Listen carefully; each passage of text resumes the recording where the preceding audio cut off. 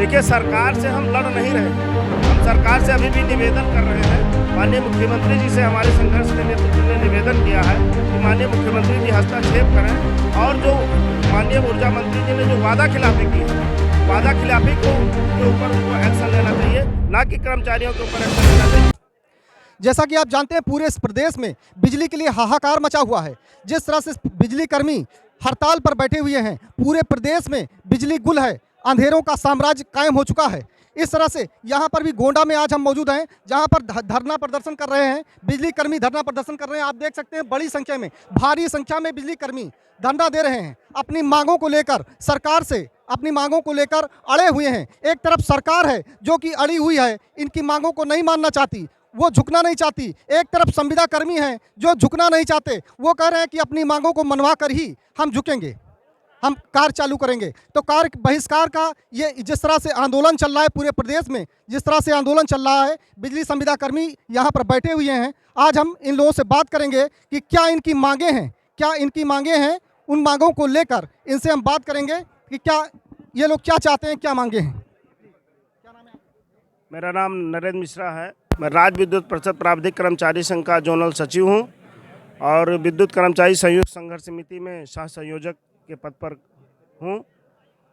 हमारी मांग कोई नहीं है। हमारी मांग जो थी वो 3 दिसंबर 2022 को मान ली गई थी। माननीय ऊर्जा मंत्री जी के साथ और माननीय अवनीश अवस्थी जी के साथ हमारे संगठन के शीर्ष नेतृत्व का जो है समझौता एक हुआ था, जिसमें 14 सूत्रीय मांग थी। उन मांगों को उन्होंने स्वीकार कर लिया था और कहा था कि इसको मैं 15 दिनों में लागू कर दूंगा, जिसको उन्होंने अभी तक लागू नहीं किया। फिर हमारे संगठनों के द्वारा प्रयास किया गया कि इन बिंदुओं पे जो है हमारी जो समझौता हुआ था उसको लागू कीजिए। लगभग 45 पत्र जो है दे चुके हैं, लेकिन किसी भी पत्र के ऊपर उन्होंने सार्थक जवाब नहीं दिया। ये हमारा समझौता पत्र है, जिसमें माननीय मंत्री जी का, अवनीश अवस्थी जी का और संगठन के पदाधिकारियों का, 14 ट्रेड यूनियन है, सभी का जो इस पर सिग्नेचर है। उन्होंने इसको मानने से इनकार कर दिया। यमदेवराज साहब, चेयरमैन साहब ने सिग्नेचर नहीं किया और हमारे इस मांग पत्र को न लागू करने के कारण हम सभी लोग 2 दिन कार्य बहिष्कार पे रहे और 14 तारीख को मशाल जुलूस का कार्यक्रम भी जनपद गोंडा में जो है संपन्न किया गया और 15 तारीख और 16 तारीख को 2 दिन कार्य बहिष्कार था। 16 तारीख की रात्रि 10 बजे से लेकर के 72 घंटे के हम लोग इस जो है सांकेतिक जिस तरह से सरकार भी झुकने को तैयार नहीं है, वो लगातार ताबड़तोड़ एक्शन लिए जा रहे हैं, एक्शन लेते जा रहे हैं, ताबड़तोड़ एक्शन ले रहे हैं। किसी को निलंबित कर रहे हैं, किसी को बर्खास्त कर रहे हैं, कुछ लोगों पर मुकदमा दर्ज कराया गया है। उस पर आपका क्या कहना, आप लोग क्या करेंगे, आगे की रणनीति क्या होगी? देखिए, सरकार से हम लड़ नहीं रहे हैं। हम सरकार से अभी भी निवेदन कर रहे हैं। माननीय मुख्यमंत्री जी से हमारे संघर्ष के नेतृत्व ने निवेदन किया है कि माननीय मुख्यमंत्री जी हस्तक्षेप करें और जो माननीय ऊर्जा मंत्री जी ने जो वादा खिलाफी की है, वादा खिलाफी के ऊपर उनको एक्शन लेना चाहिए, ना कि कर्मचारियों के ऊपर एक्शन लेना चाहिए। हम सरकार से लड़ नहीं रहे हैं। हम सरकार से अन्य विनय निवेदन कर रहे हैं कि हमारा हक हमको दिया जाए। हम कोई जो है भीख नहीं मांग रहे हैं। जिस तरह से कार्यवाही की जा रही है, लोगों पर बर्खास्त किए जा रहे हैं, लोगों को निलंबित किया जा रहा है, तमाम संविदा कर्मियों की बर्खास्तगी की गई, तमाम परमानेंट एम्प्लॉइयों को निलंबित किया गया। उस तरह से जिस तरह से सरकार जरा सा भी झुकने को तैयार नहीं, आगे की रणनीति क्या होगी आपकी? अगर सरकार नहीं झुकी तो आप क्या करेंगे? देखिए, सरकार का ये तानाशाही रवैया है, ये उत्पीड़नात्मक कार्रवाई हमारे ऊपर कर रहे हैं और इस तरीके से यदि करेंगे तो हमारा कि जैसा कि पहले भी जो है हमारे शीर्ष नेतृत्व के नेताओं ने नोटिस दे रखा है, यदि हमारे किसी कर्मचारी का उत्पीड़न होगा तो हम लोग जेल भरो आंदोलन प्रारंभ करेंगे। इसके अलावा हमारे पास कोई चारा नहीं है। हड़ताल हमारे ऊपर थोपी गई है। हम नहीं चाहते हैं कि हड़ताल करें, हम जेल भरो आंदोलन करें। हम तो कामगार हैं, हम काम करने वाले व्यक्ति हैं, लेकिन हमको मजबूर होकर के इस तरीके से कार्य में जो है हमको झोंका जा रहा है। ये सरकार का जो है तानाशाही रवैया है। तो इनका साफ तौर पर ये कहना है कि अगर हमारे ऊपर एक्शन होगा तो हम जेल भरो आंदोलन तक ये आंदोलन ले जाएंगे। और भी कुछ लोग हैं, उनसे भी बात करेंगे हम कि क्या ये पूरा मामला है। जी, क्या नाम है? नीरज तिवारी, मध्यांचल अध्यक्ष प्राविधिक कर्मचारी।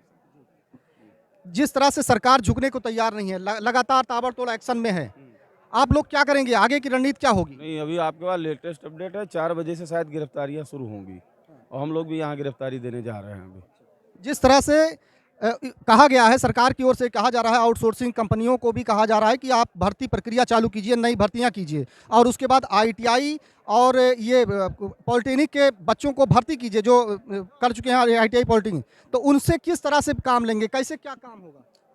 अब ये सरकार जाने क्या किस तरह काम लेगी, ये सोचना हमारा काम नहीं है। हमारा शीर्ष नेतृत्व जो इस समय कहेगा, 4 बजे सुनने में आया है कि शासन से गिरफ्तारियां शुरू होंगी, तो हमारा पूरे प्रदेश में गिरफ्तारियां एक साथ शुरू होंगी। अब वो सरकार की मंशा है, कैसे बिजली चलाए या क्या करे, जो भी।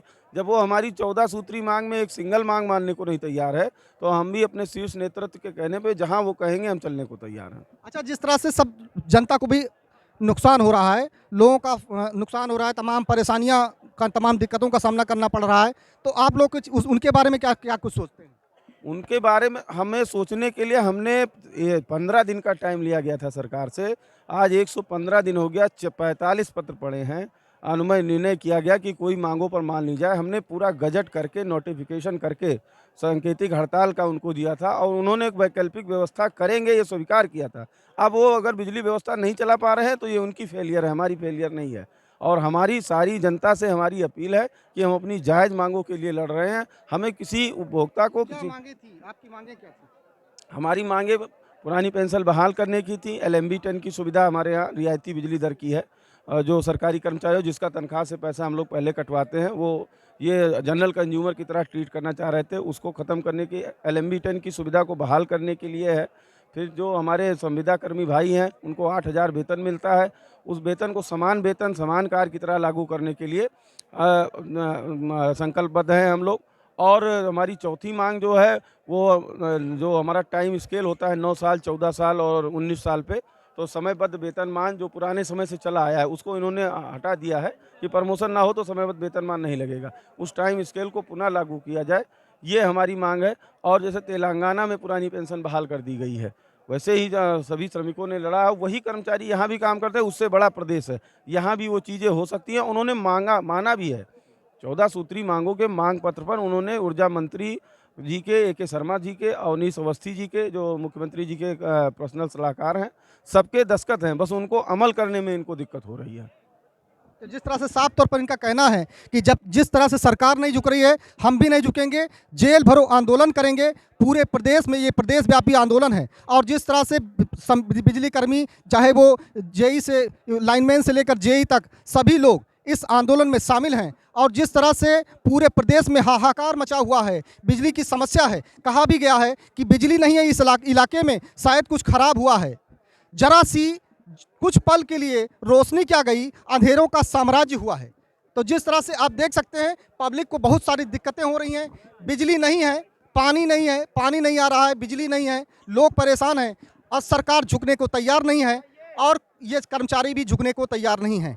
अब देखना होगा कि आगे ये आंदोलन का कौन सा रूप धारण करता है, किस तरह से ये बिजली बहाल होती है, ये आगे देखने की बात होगी। गोंडा से लवलेश श्रीवास्तव, पोल पट्टी न्यूज।